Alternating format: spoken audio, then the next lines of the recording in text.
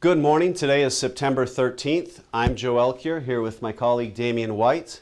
Welcome back to the Gold Spot.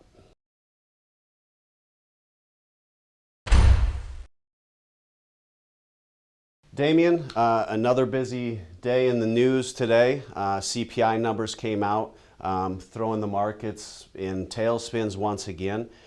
Can you help us unpack a little bit and what's going on with the market?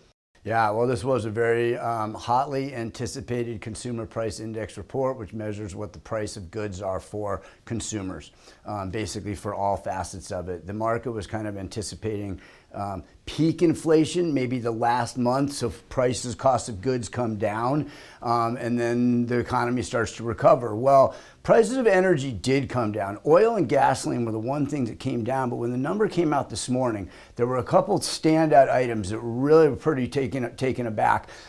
Housing was up over 11.4%. Okay, now that's the highest number since almost 1979, I want to say. And it's not just housing prices. Now that is trickling into what they call owner equivalent rent, which are rent increases. So as these housing prices, which are a huge portion of the average consumer's monthly expenditures, so it's a very large portion of inflation itself. So these numbers, these housing numbers, becoming very sticky for inflation, and it's becoming a real problem because what's going to happen now is the Federal Reserve has to break the back of housing. He has to do it. It's the only way to bring these numbers down, which means more rate increases mean higher interest rates, which is going to be a problem going forward for not only the economy but housing. Another number that was really hot was food inflation. And food inflation was very high, and everyone I'm sure knows that. I mean, we're going to the grocery store, so these prices are painting the Federal Reserve into a corner. A lot of the market participants, investment banks, Wall Street in general expects the Federal Reserve to actually pivot and start lowering interest rates.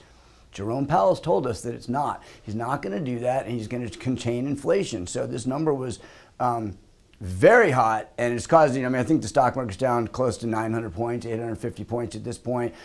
Even precious metals have gotten a little bit hit on this, but I will say one thing that's an outlier.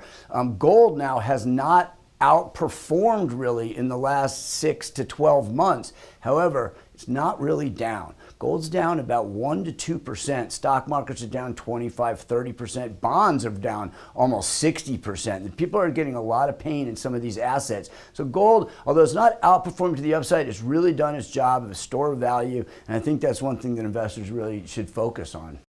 The water's getting murky. We're here to help. Precious metals can provide a lot of safety in this market. Thanks for stopping by the Gold Spot. We'll see you next week.